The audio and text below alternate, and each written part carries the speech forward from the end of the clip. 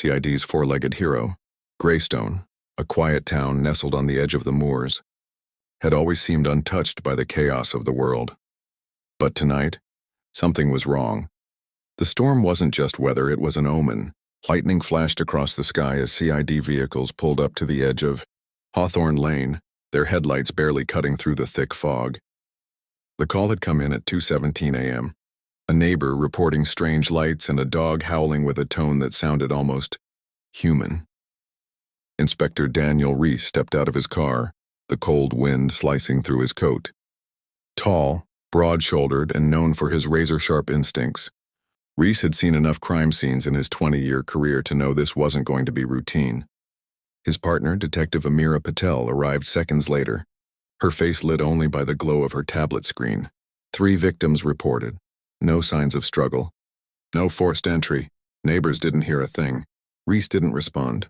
His eyes were fixed on the house, Ashcroft Cottage, an old Tudor-style home now blanketed in shadows. Something about the silence felt wrong. It wasn't the kind of quiet that followed sleep.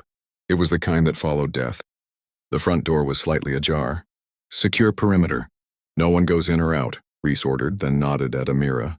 "Let's see what secrets this house holds." They stepped inside. The first thing that hit them wasn't the sight. It was the smell. Not just blood, but something older. Decay, but recent. The scent of violence held back by time. The bodies were in the living room, mother, father, teenage son, all lying unnaturally still, eyes wide open. No visible injuries, no blood pools, no broken furniture. The family appeared frozen in the moment of death. And then they saw him. A large German shepherd sat beside the mother's body, head tilted, eyes glowing in the flicker of the CID lantern. His fur was stained, his breathing shallow, but his posture composed. He didn't bark, didn't whimper. He just stared at them. "Jesus," Amira whispered. "Alive?" Reese asked the forensic vet kneeling nearby. Unharmed, at least physically. Reese slowly knelt down. The dog's gaze followed his every move. "What's your name, soldier?" he murmured. The vet handed him a small, blood-specked dog tag pulled from the collar. Reese turned it over. "Echo, trust his eyes." There was silence. Then suddenly a sound, not from the dog. From upstairs. Reese's hand went to his holster. "Secure the second floor now." 2 officers rushed up, weapons drawn, footsteps echoed. Then, nothing. "No one up here, sir, but—" Reese and Amira climbed the stairs, Echo close behind, almost as if guiding them. They reached the master bedroom. Everything was in place, neatly made bed, undisturbed windows, but one thing stood out. The window latch was broken, a single muddy footprint on the sill. "Someone left this way," Amira muttered. Reese noticed something else, a children's book on the floor. "The Boy Who Saw the Silence." The corner was chewed. The same bite pattern as a dog's. Echo nudged it with his nose, then looked up at Reese. "He's trying to tell us something," Amira said. Reese turned back to the living room and the crime scene. No signs of break-in, no defensive wounds, no blood trails, just a dead family. And one silent dog who refused to leave the mother's side. This wasn't a robbery, this was a message. He looked down at Echo, who was now sitting completely still, eyes locked on the fireplace. Reese followed his gaze. The flames had gone out, but one ember still glowed. Suddenly, Echo moved, walked to the hearth, sniffed, and scratched. Reese reached into the ashes, pulling out a partially burned photo. It was a picture of the family, with a 4th person blurred out, as if someone had intentionally scratched their face off. "What the hell is going on here?" Reese murmured. Echo let out a low growl. Not at them, at something in the air. Outside, thunder rumbled again. A storm had come to Greystone. And Echo was the only one who knew why. The storm outside had passed, but a darker storm brewed inside CID headquarters. Inspector Reese stood in the observation room, arms folded, watching Echo on the other side of the glass. The dog sat completely still, eyes trained on the mirrored window. His posture was military, alert but composed. Amira joined Reese, her fingers flying across her tablet. "I ran facial recognition through national and military K-9 registries." "You're not going to believe this," she said. Reese raised an eyebrow. Echo's real name was Ajax. He was part of a defunct Black Ops unit. Project Vox. No public records exist beyond redacted files. But I found a buried document. The program was top secret, focused on psychological warfare through canines. Reese leaned closer to the glass. Psychological warfare? Amira nodded. Dogs trained not just to sniff out bombs or drugs, but lies. Trauma, intent. They could read micro-expressions, scent shifts from stress, even heartbeat changes. Echo wasn't just a tracker, he was a living, breathing emotional radar. Inside the room, a behavioral specialist entered and offered Echo a treat. He didn't move, instead he glanced once at the door, and then, in a shocking move, sat with his back to the specialist and stared directly at the security camera. He knows we're watching, Reese muttered. He's not reacting like an animal. Amira's screen beeped. She turned it toward him. Check this. A still image. CCTV footage from Greystone High Street 2 days ago. Echo alone, walking with purpose toward a street camera. A man across the street glanced at him, then vanished behind a pillar. Amira zoomed in. The man had a limp. Reese narrowed his eyes. That's military, old injury and left leg. Amira cross-checked it with old mission reports. Miles Hargrove. Declared KIA in Syria 4 years ago, but look, she pulled up a UK death certificate. Miles Hargrove, same name. Died 6 months ago in a car explosion outside Leeds. Body unidentifiable. They covered it up, Reese said. Twice. Down in the holding room, Echo suddenly barked once, short, sharp, direct. The sound echoed through the building. It wasn't a bark of fear, it was a signal. A few minutes later, an unexpected visitor arrived at CID. Victor Langston, a local MP and former Ministry of Defense liaison. He was greeted by the director, not by the investigative team. Officially, he was there for an unrelated meeting. As Langston passed the hallway near the observation room, Echo's head snapped toward the door. He stood, hackles raised. Then came the growl, a deep guttural primal. Langston paused. For the briefest moment, his expression changed. A flicker of recognition. Then it was gone. Friendly beast, he joked, tapping the glass. Echo lunged. The reinforced window shook. Even through glass and steel, the snarl felt personal. Reese and Amira exchanged a look. Put surveillance on Langston, Reese ordered, unmarked, discreet. He knows something. That night, Reese couldn't sleep. He sat in his study, watching archived footage from Project Vox, blurred faces. Dogs in labs. One scene, a child crying while a dog stood guard. Eyes focused not on the child but on the adult behind the camera. A caption flashed. Subject 9, codenamed Echo, displays rejection of abusive command. Reese paused the video. Echo had disobeyed.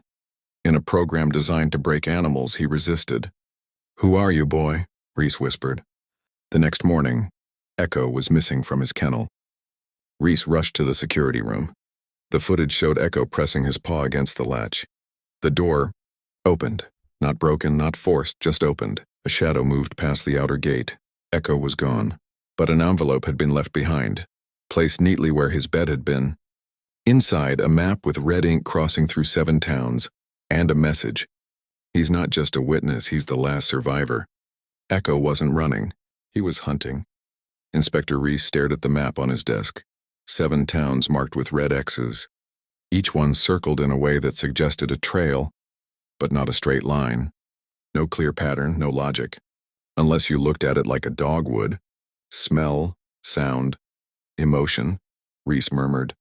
He's not tracking geography. He's tracking trauma.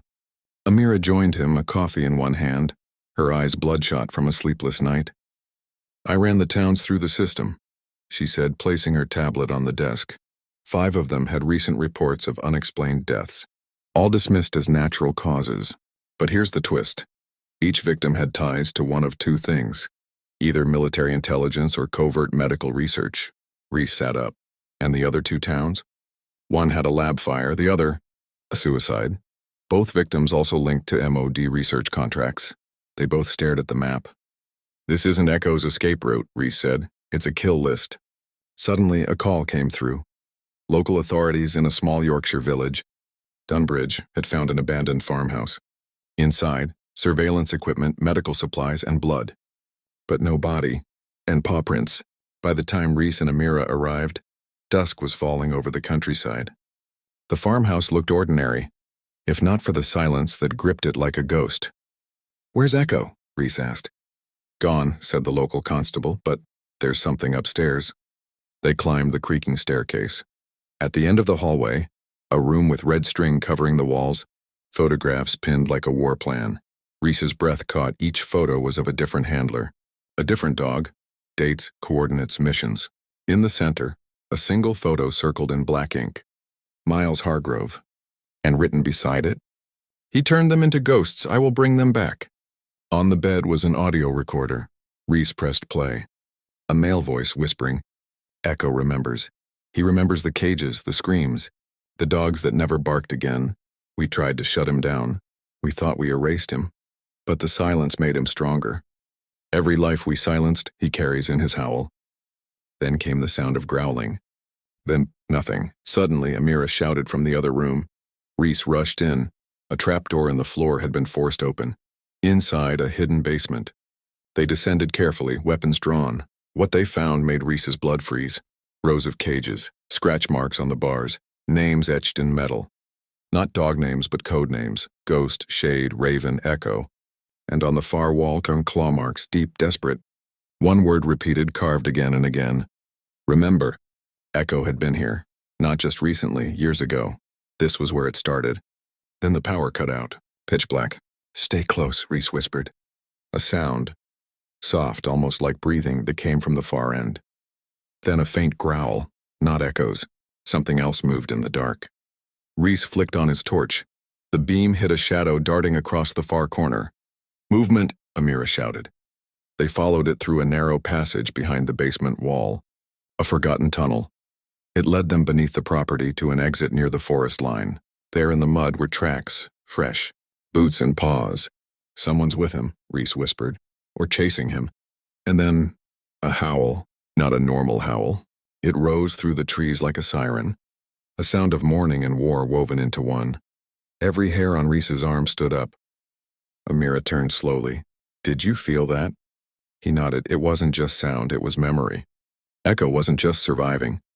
He was leading them into the past, to the buried sins of Project Vox, and the monsters who tried to silence him now feared the very silence they created. The following morning brought no sunlight, just a gray fog that wrapped the countryside in a lifeless hush. Inspector Reese stood at the edge of the forest near the farmhouse, staring into the mist like a soldier waiting for a ghost army.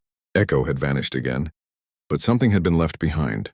A collar, blood red with a small metal tag. It didn't belong to Echo. Reese knew that instantly. The collar was ceremonial, military-grade leather, trimmed with gold stitching. On the tag, a single word engraved. Obsidian. Amira examined it under her portable UV light. Symbols appeared. Foreign coded, some ancient looking. Not just military, she whispered, ritualistic. Reese exhaled slowly. This wasn't just a program, it was a cult in a lab coat. Back at CID HQ, Amira dug deeper into Project Vox. After bypassing several firewalls and hitting a secured NATO archive, she found a hidden subfolder. Tier 9 Echo Protocol. Inside were fragments, psychological reports, voice logs, and encrypted memos. One stood out, a transcript of an interrogation dated 7 years ago. Interrogator.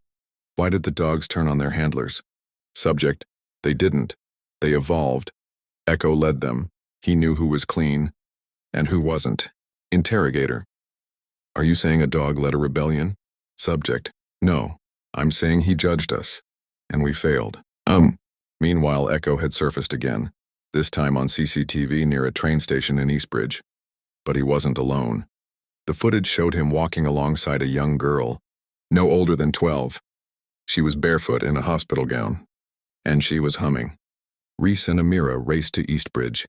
The girl was already gone, but they found something chilling in the nearby alley, chalk drawings on the wall. Dogs with wings, soldiers without faces, a man with bleeding eyes, and Echo, the same red collar drawn around his neck. Reese turned to Amira. She's a survivor, one of the children from the program. Or, Amira whispered, she's what they were trying to create. That night, Reese reviewed the train station audio. Amidst the usual static and chatter, a voice, and almost too soft to catch, whispered in distorted tones. He remembers the fire, the glass, the name they buried, Obsidian. Reese froze. Obsidian wasn't a dog. It was a code name. One of the founders of the Vox program. A man thought to be dead. Real name unknown. But according to legend, he was the first to use trauma as a training tool. on humans and dogs alike. Reese pulled up an old dossier marked classified. Obsidian, status deceased, unconfirmed. Last seen during the Windsor incident, 2008. The Windsor incident. A fire that gutted a secret military compound. Officially blamed on electrical failure. Unofficially, witnesses described howling before the explosion.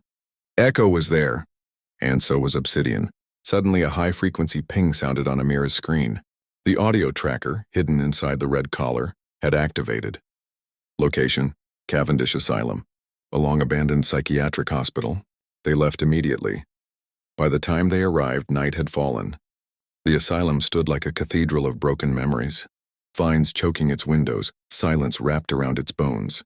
Inside, the walls were covered in claw marks. Rooms had been recently disturbed. Medical files were torn and scattered like confetti. On one of the walls, in blood-red paint, "Remember who you were before they taught you to forget." They followed faint paw prints up to the 3rd floor. There, in a padded room, they found the girl, alone, sitting in a corner, drawing again. "Where's the dog?" Reese asked gently. She looked up. Her eyes, pale silver, almost wolf-like, glistened.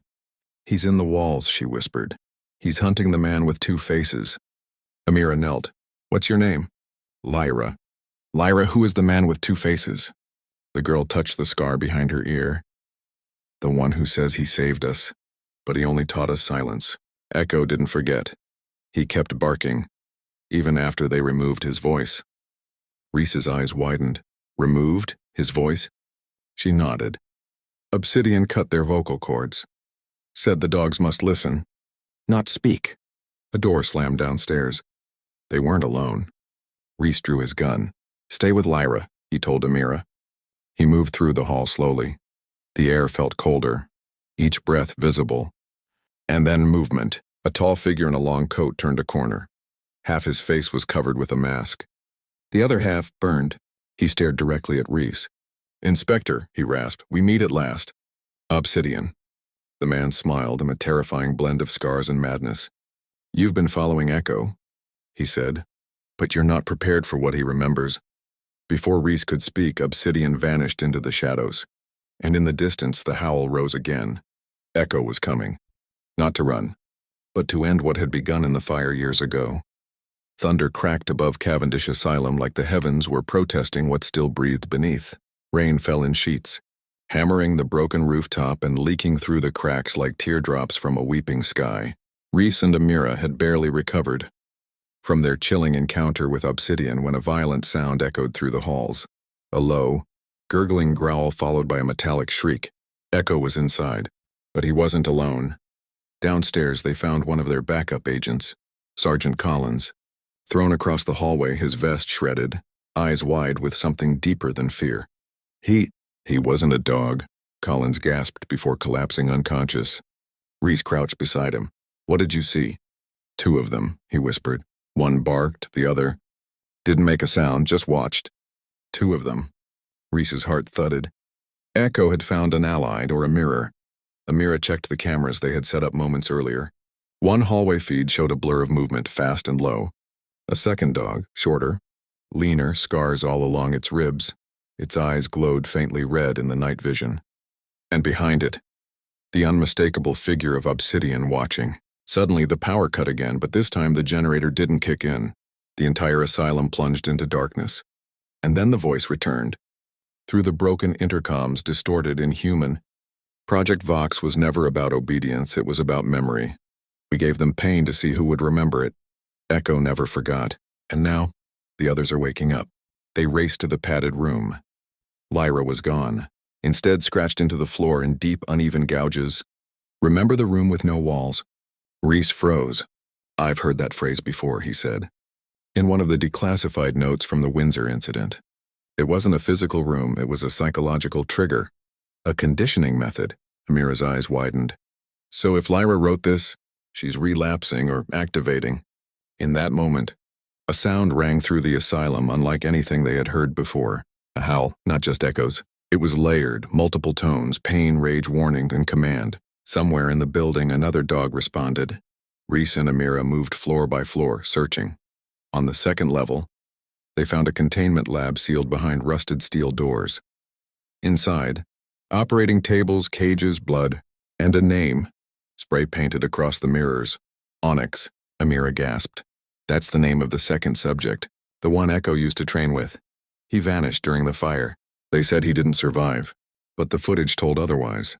On a USB drive hidden behind a cracked tile, they found old surveillance videos. Echo and Onyx younger in adjacent cages. Communication through glances, silent loyalty, then an experiment. Shock therapy. Echo took the pain. Onyx watched frozen until he attacked the handler through the bars, breaking his jaw. That was the last video. Amira's voice trembled. They made them watch each other suffer, to see who would crack and who would evolve. Suddenly, footsteps. Reese raised his weapon. Who's there? From the shadows stepped Lyra, barefoot, her hands red.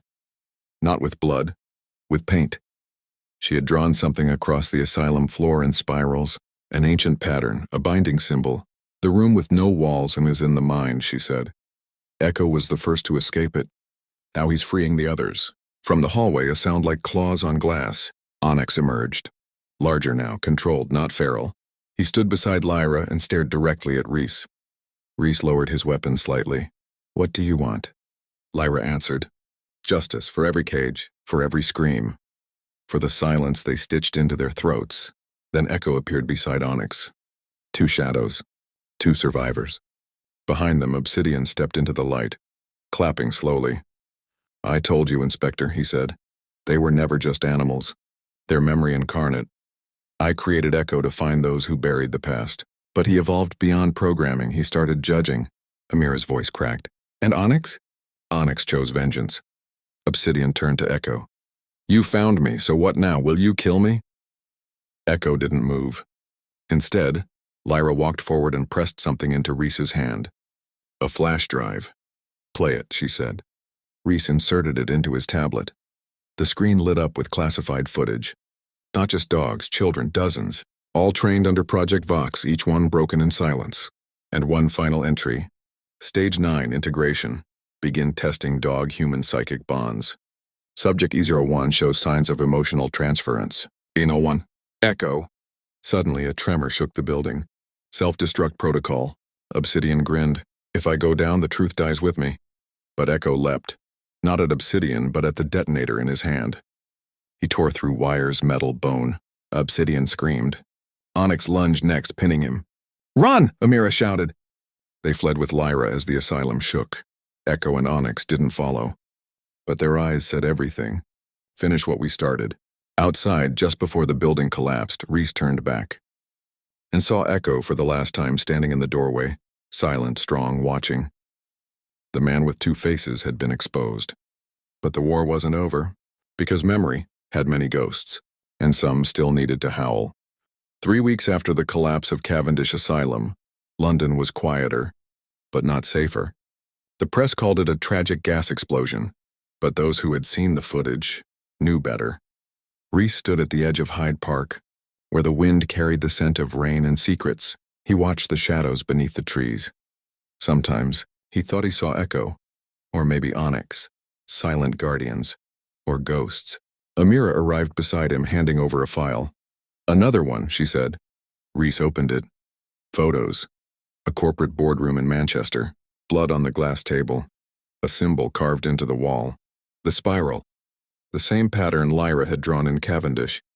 The same one Echo had scratched in the soil the night before the asylum burned. Amira whispered. It's happening again. Someone's continuing the experiments. The investigation led them to a private facility called Centrix Biolabs, masquerading as an animal behavior institute. But behind it, names from old documents surfaced again. Investors, scientists, politicians, and one name above all, Dr. Malcolm Hargrove, presumed dead in 2006. But his signature had appeared on a shipment 3 days ago. We need access, Reese said. So they went underground, literally. Through a hidden tunnel beneath a derelict train station, they reached what appeared to be a forgotten bunker, but the technology inside was bleeding edge. Echo had known of this place. Lyra had been leading them to it all along. Inside, they found what appeared to be a courtroom. Not for justice, for trials. A tribunal of shadows. Reese read the carved plaque on the wall, where those who remember are judged by those who forget. Rows of cages lined the circular room, some empty, some not. And then came the whisper. "Welcome back." A voice familiar, Obsidian, but he had died. They turned to the screen where a hologram flickered to life. Not just Obsidian's face, like dozens of them, clones of thought, pre-recorded minds. He had backed himself up. "I knew Echo would find this place," the image said. "I knew he'd survive. That's why I left the tribunal. It was built for them, dogs who had seen too much. Whose memories couldn't be erased. We judged them to protect ourselves." "Where are they now?" Amira growled. "In hiding, in rage, some waiting to awaken." The lights flickered. Sound. Echo stepped into the circle. But he wasn't alone. 8 other dogs followed, each scarred, each different in breed, color, size. Each marked by the red collar, the sign of memory. A husky with a mechanical eye. A mastiff with a limp and a missing tongue. A border collie with the number 07 burned into its side. Together they formed a ring. Lyra emerged from the dark, now wearing a white lab coat. Not a captive anymore, but a conductor. "They're not wild," she said. "They're witnesses, survivors. Every one of them was subjected to Vox, and everyone remembers." The hologram flickered again. "You brought them here for vengeance?" Lyra shook her head. "For testimony." Reese and Amira stood in the center as the walls of the tribunal lit up. Scenes from different locations. Politicians denying knowledge. Labs running night operations. Children rescued but never rehabilitated. The truth was damning, but justice required more than revelation. It required evidence that couldn't be silenced. Echo stepped forward. He looked at Reese, then turned to the podium. Lyra activated the collar, and Echo spoke. Not in human language, but in projected memories. Through a neural relay that translated thought into image. Everyone in the room saw what he had seen. The fire of Windsor. Onyx's punishment. The scream of a child whose voice was stolen.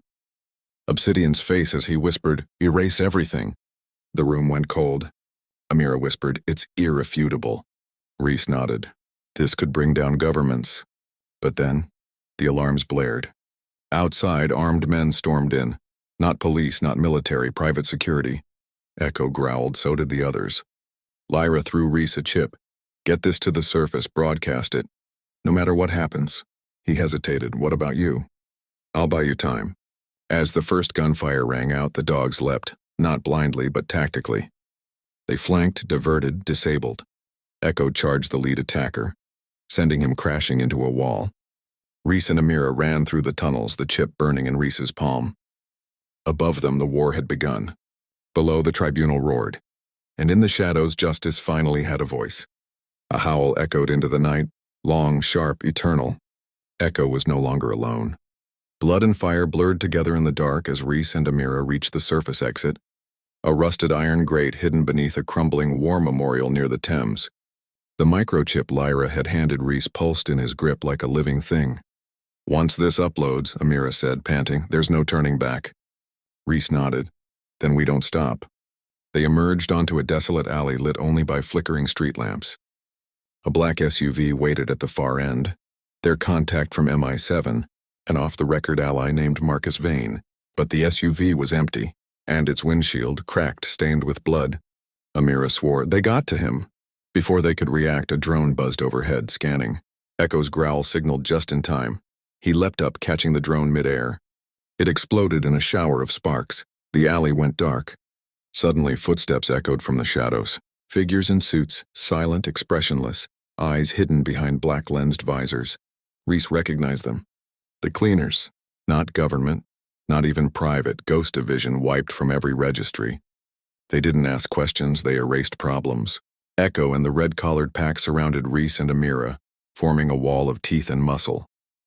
A low command came from the darkness. "Return the device, no one gets hurt." Reese responded by hurling a flare high into the air. It exploded in a flash of red light and a signal. From the rooftops, shadows leapt. 2 more dogs joined. One was a Doberman with cybernetic hind legs. The other, a white Labrador with jet black eyes. Blind, but guided by sound. Reinforcements. The battle was swift and brutal. Echo's team didn't just attack, they dismantled. Amira and Reese used the chaos to reach the backup rendezvous. An abandoned underground broadcast station once used during the Cold War.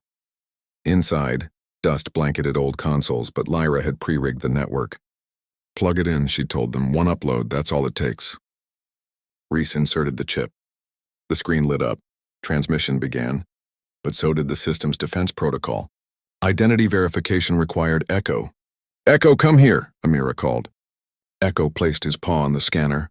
And then, images filled the screens. Not just data, memories. The entire broadcast became a live vision of what Echo had seen. Children in cages, needles piercing nerves. Soldiers training dogs not to obey, but to forget. And then, Obsidian's voice ordering the deletion of Echo's original personality. The world saw it all, and the world reacted.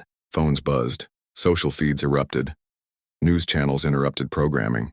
This is not a hoax. In major cities, New York, Edinburgh, Cardiff, Boston, the protests began. Doors of institutions were broken open. Former handlers were arrested, but the enemy wasn't done. A backdoor signal breached the station. A virus. Screens began to flicker. A face emerged. Dr. Hargrove, alive. Thought you were clever, Echo? He hissed. You were always meant to lead, but never against us. He triggered something on his end, a sequence of numbers. Suddenly, Echo winced. So did every red-collared dog. They howled in pain. A frequency attack.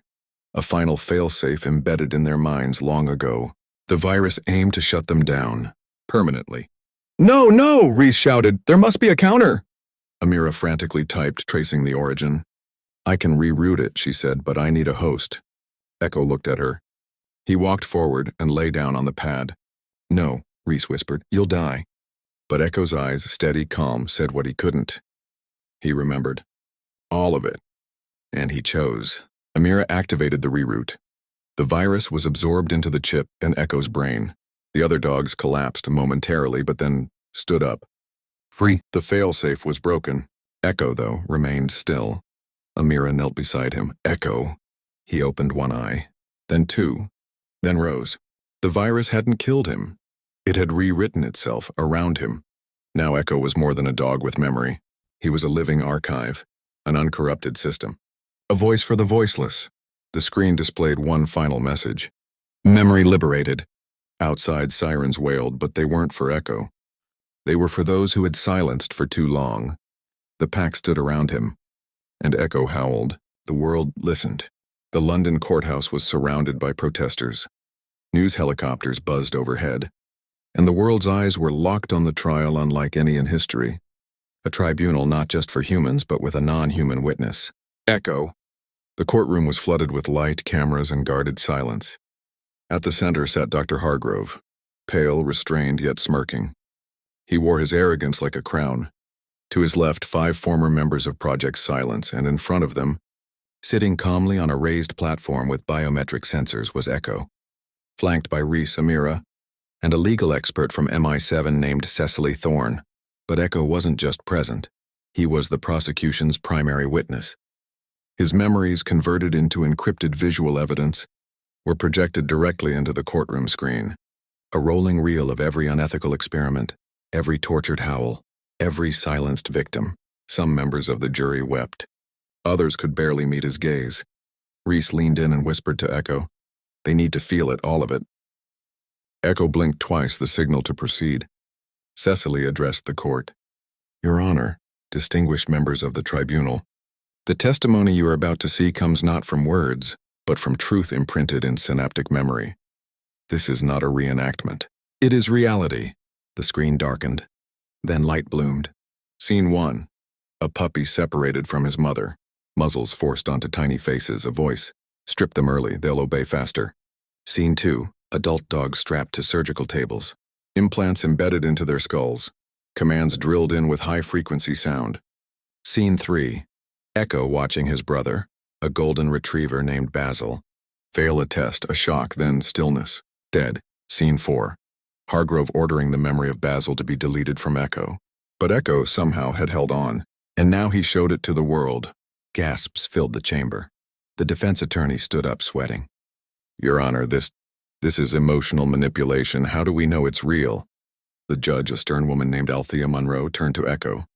"Echo," she said gently, "can you show me what you remember about me?" Echo tilted his head. Then the screen changed. A memory of Monroe as a child in a park, laughing with a black spaniel. The same woman, same smile. She covered her mouth. "It's him," she whispered. "He's not just remembering. He's witnessing." Suddenly, a surge of static. The courtroom screen glitched. Then black. Gasps, panic. An override message. Project Silence must continue. In the rafters lashed a sniper. Gunfire erupted. Echo leapt in front of Cecily and took a hit to the shoulder but kept moving. Chaos. But not confusion. The red-collared pack, now guards in plain clothes, attacked the shooter before he could fire again. Court security subdued the remaining intruders. The feed was restored. Dr. Hargrove, no longer smirking.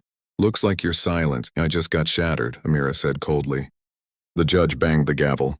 "All evidence admissible. Jury will deliberate." 6 hours later. Verdict, guilty on all counts. The courtroom erupted, but Echo, he remained still. Outside, the sky had turned gold with dusk. Cameras followed Echo and his team onto the courthouse steps. Reporters shouted questions. A young boy held out his hand. Echo walked to him and placed his paw in it. No fear, just trust. Reese, Amira, and Cecily stood behind him watching. "Do you think it's over?" Cecily asked. "No," Reese replied, "but it started." Echo turned one last time to the crowd, then to the city, then to the sky. He howled. Not for pain, not for war, but for every voice that was never heard. And this time, the world didn't just listen, it answered. The end